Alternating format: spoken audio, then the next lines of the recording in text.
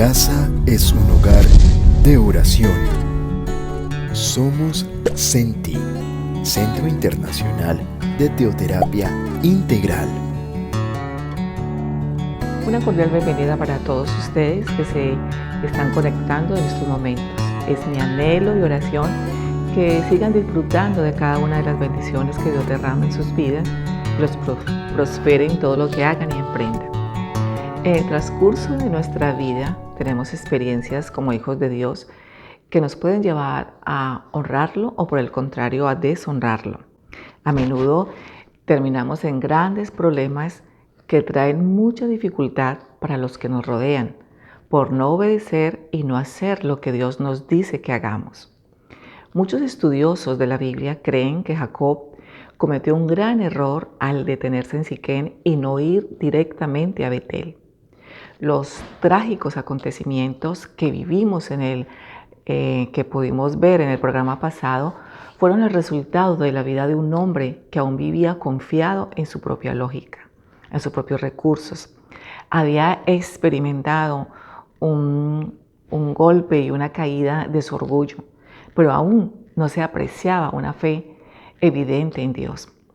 A causa de su falta de fe para dirigirse hacia Betel, se detuvo en Siquén y aquella tragedia que le involucró a él y a su familia puso en evidencia que aún no era el líder de su propia familia, ni ocupó el lugar que debía haber ocupado, asumiendo su responsabilidad. No podemos decir que se haya comportado como un gigante espiritual. No estaba verdaderamente preparado para formar y guiar a aquellos hijos. Pero preguntémonos, ¿estaba Jacob preparado para ir a Betel? ¿Estaba él realmente en condiciones de afrontar las experiencias que Dios le iba a dar?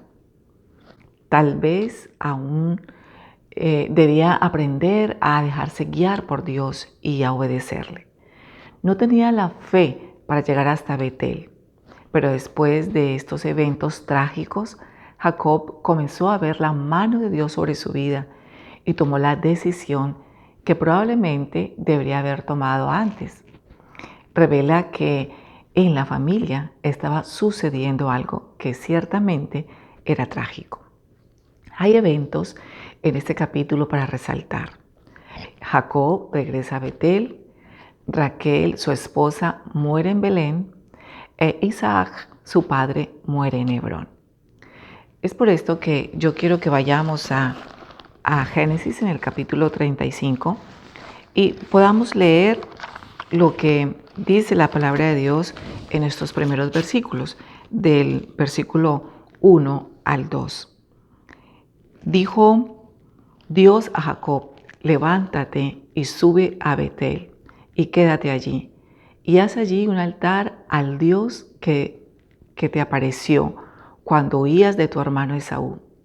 Entonces Jacob dijo a su familia y a todos los que con él estaban: quitad los dioses ajenos que hay entre vosotros y limpiaos y mudad vuestros vestidos. Dios llama a Jacob para que regrese a Betel.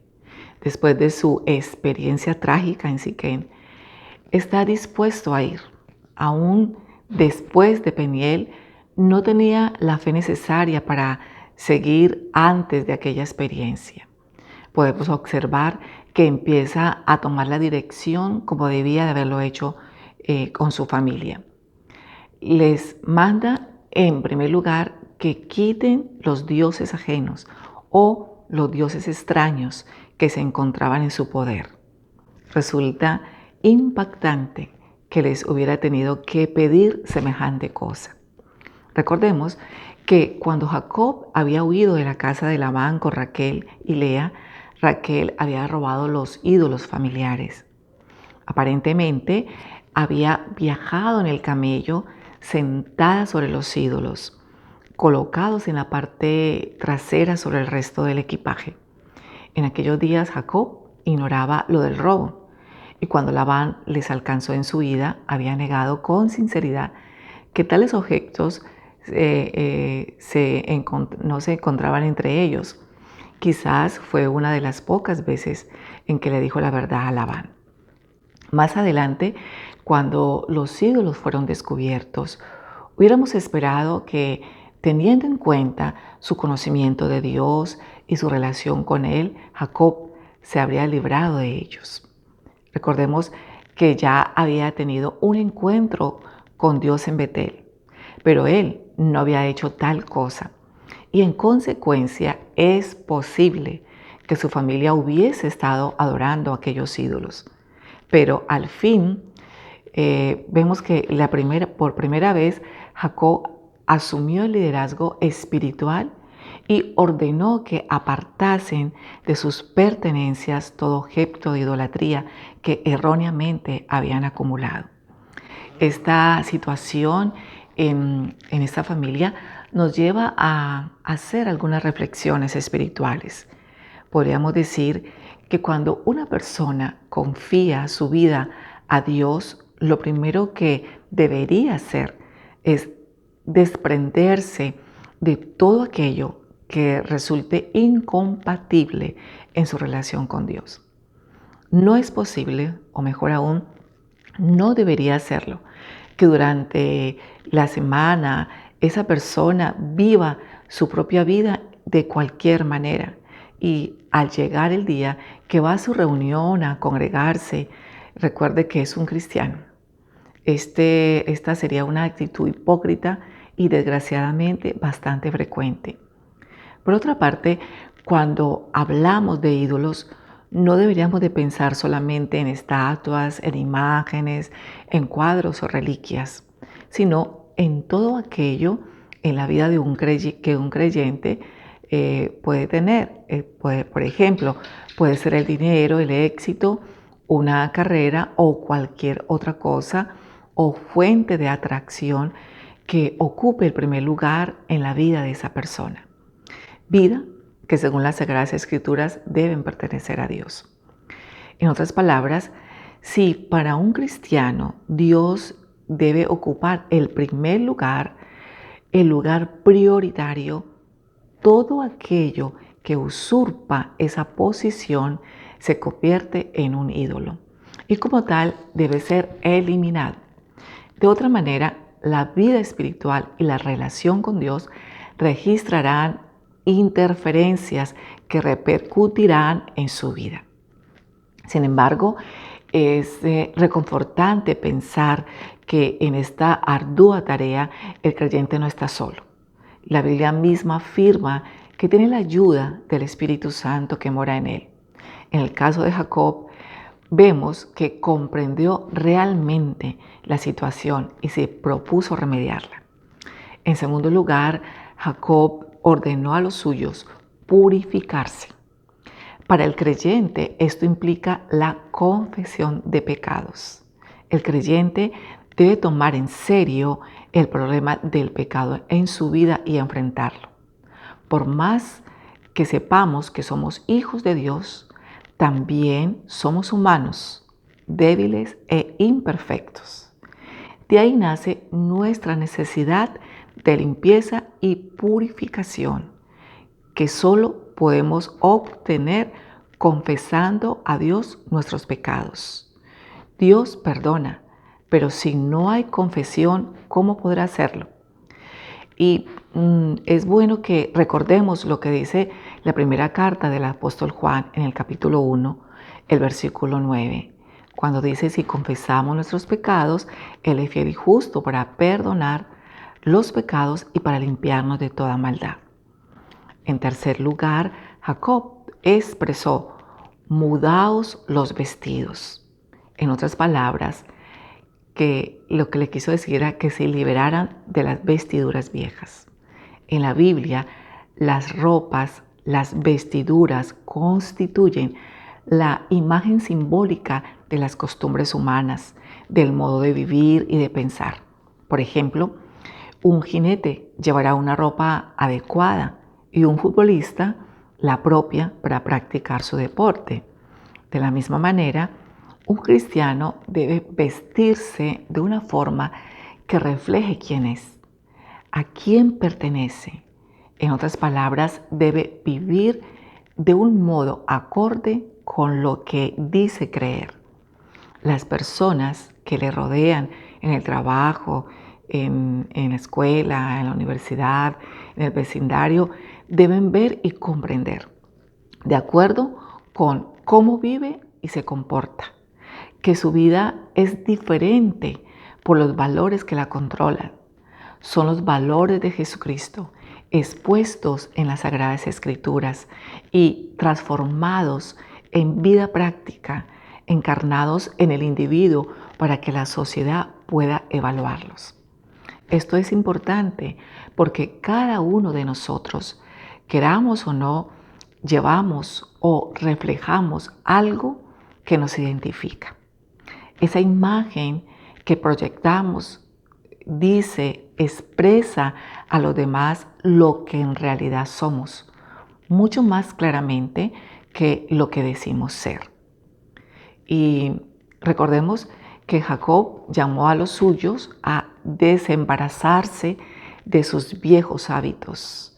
Hagamos nosotros lo mismo.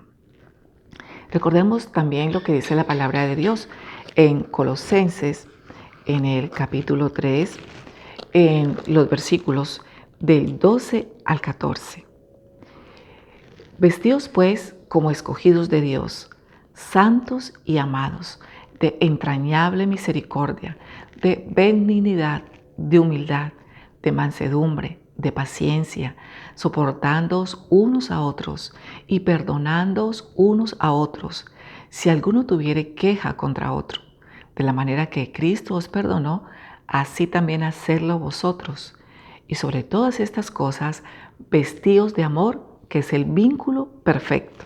Y continuando con nuestro pasaje de Génesis 35, quiero que leamos el versículo 3. Y levantémonos y subamos a Betel, y haré allí altar al Dios que me respondió en el día de mi angustia, y ha estado conmigo en el camino que he andado. Abraham e Isaac habían edificado altares, y ahora Jacob también quiso erigir como un testimonio a Dios. Jacob estaba recordando aquel día en que, huyendo de su hogar, como un joven solitario y con nostalgia, había llegado a Betel, donde Dios se encontró con él y le consoló manifestándole su fidelidad. Los años habían pasado y Dios ciertamente le había sido fiel. Y en este momento de su vida le ordenó volver a Betel, el lugar donde comenzó Jacob. Es allí donde debe empezar. Muchos podemos ser como Jacob, y estas lecciones son muy pertinentes para nosotros hoy. Como si lo hubiera dicho, tienes que regresar a Betel, tienes que regresar al lugar donde empezaste. Debes comenzar de nuevo precisamente allí. Y los versículos del 4 al 5, así dieron a Jacob todos los dioses ajenos que había en poder de ellos y los zarcillos que estaban en sus orejas. Y Jacob los escondió debajo de una encina que estaba junto a Siquén.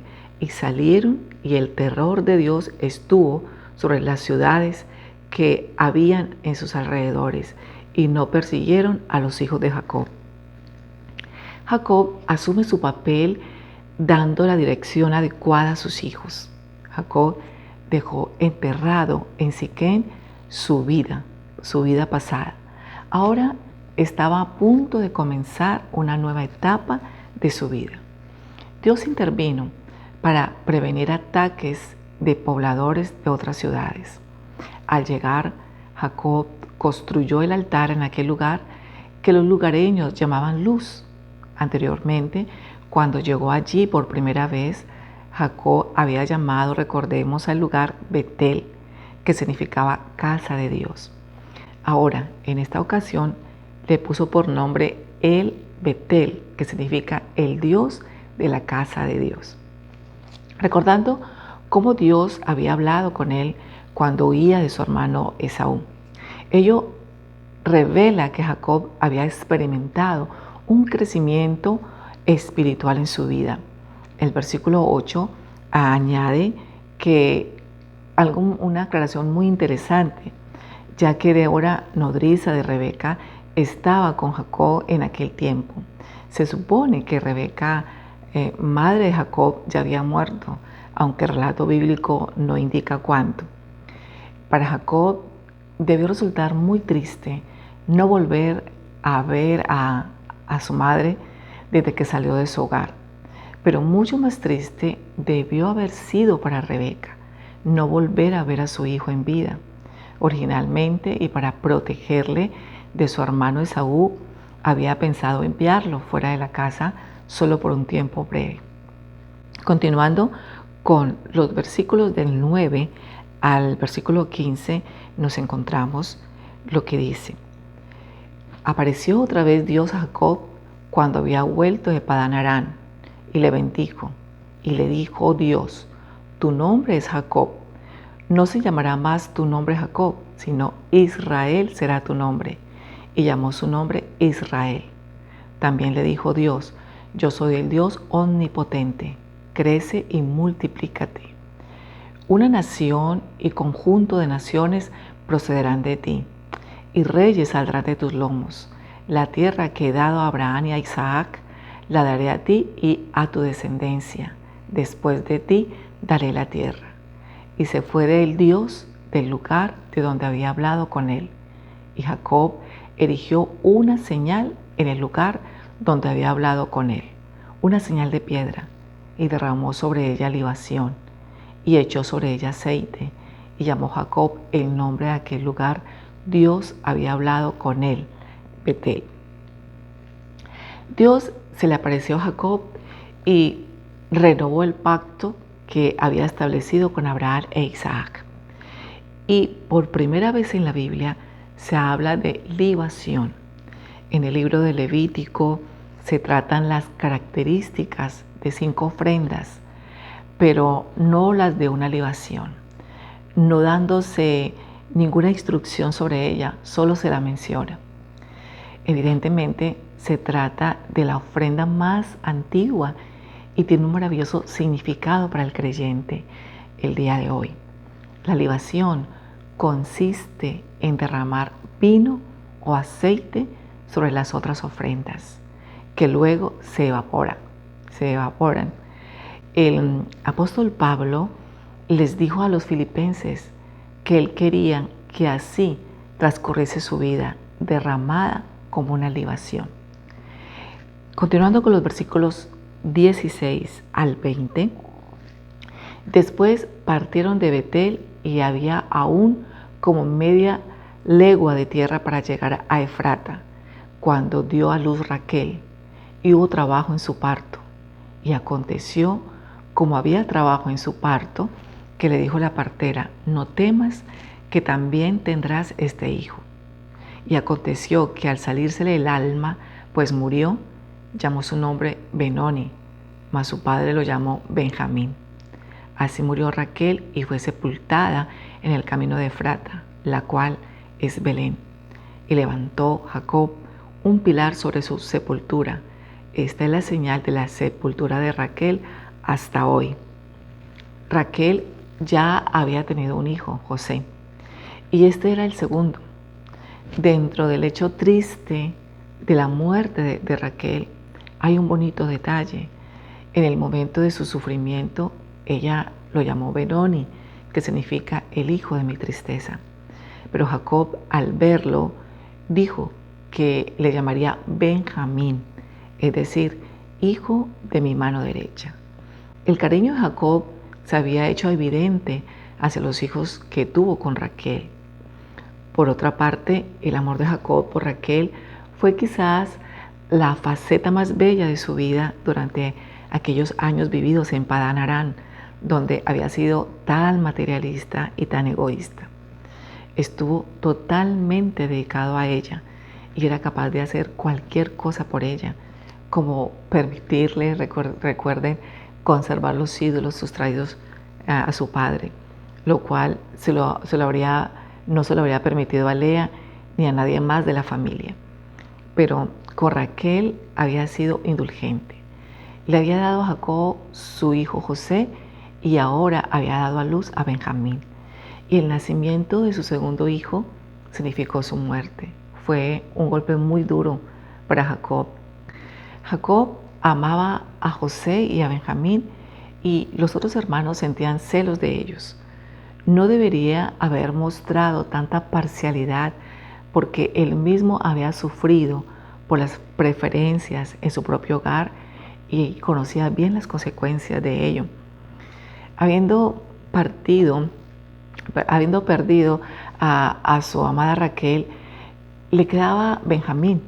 Era el hijo de la tristeza para Raquel, pero para Jacob era el hijo de su mano derecha, su bastón, en quien se apoyaría en su ancianidad. Es importante entender bien esto porque nos ayudará a comprender la gran aflicción que Jacob sufriría más adelante. Este capítulo termina relatando el encuentro de Jacob con su padre Isaac y la muerte de este último. Al parecer, este suceso fue la única ocasión que reunió a los dos hermanos, a Jacob y Esaú. Y continuando con los versículos del 27 al 29, después vino Jacob a Isaac, su padre, a Manre, a la ciudad de Arba, que es Hebrón, donde habitaron Abraham e Isaac. Y fueron los días de Isaac 180 años, y exhaló Isaac el espíritu y murió, y fue recogido a su pueblo, viejo y lleno de días, y lo sepultaron Esaú y Jacob, sus hijos. Destacamos finalmente que la muerte es el tema principal de la segunda parte de este capítulo. Primero, murió Débora, nodriza de Rebeca, que nos sugirió la muerte de esta última. Después murió Raquel y finalmente Isaac. Hemos visto algunos otros eventos que tuvieron su origen en el pecado de Jacob, que Dios no pasó por alto. Pero un Dios que ama no solo disciplina, Dios llama, se comunica, escucha, perdona y restaura. En la primera ocasión que Dios le cambió el nombre a Jacob, estaba peleando y resistiéndose. Pero ahora Jacob ya no tendría que luchar más con los hombres ni con Dios. En Peniel, Jacob luchó con Dios, pero en Betel le encontró. Allí habló con él. Tal vez, preguntémonos, tal vez ha permitido que ídolos ajenos o extraños hayan entrado a su casa o a su vida. Ídolos que parecen normales, pero que se han convertido en prioridad para su vida en lugar de Dios. Para Jacob había llegado el momento de limpiar su casa y debía hacerlo antes de encontrarse con el Dios de Israel. Para nosotros no debe ser la excepción. Acudamos a Dios en este momento para que Él quite de nuestra vida y de nuestra casa lo que no le glorifica. Yo les invito para que oremos. Amado Dios, nos presentamos delante de ti para bendecir tu santo nombre y adorarte en la hermosura de tu santidad. Prepara nuestro corazón. Crea en nosotros un corazón puro y un espíritu recto para poder complacerte en todo lo que pensemos, digamos, sintamos y actuemos. Llena nuestras vidas de ti. Aparta todo lo que estorbe en nuestra comunión contigo. Quita de nosotros todo lo que no te glorifique. Limpia nuestras vidas, nuestras casas, nuestros hogares, nuestras familias. Espíritu Santo, limpia, purifica, destruye todo pecado. Purifícanos de todo lo que contamine nuestro espíritu, alma y cuerpo. Purifícanos con hisopo y seremos limpios. Lávanos y seremos más blancos que la nieve. Borra nuestras rebeliones. Tú prometes rociarnos con agua limpia de toda inmundicia y limpiarnos de todo ídolo. Gracias por tomar el control de nuestras vidas y dirigir nuestro caminar. En el bendito nombre de Cristo Jesús. Amén. Somos Senti. No te olvides de suscribirte a nuestro canal Gilberto Quiseno, darle like, compartir y activar la campanita de notificaciones para que no te pierdas ninguno de nuestros contenidos. Y búscanos en Instagram como Un Hogar de Oración y en Facebook como Senti Nicaragua. Conéctate más con nosotros.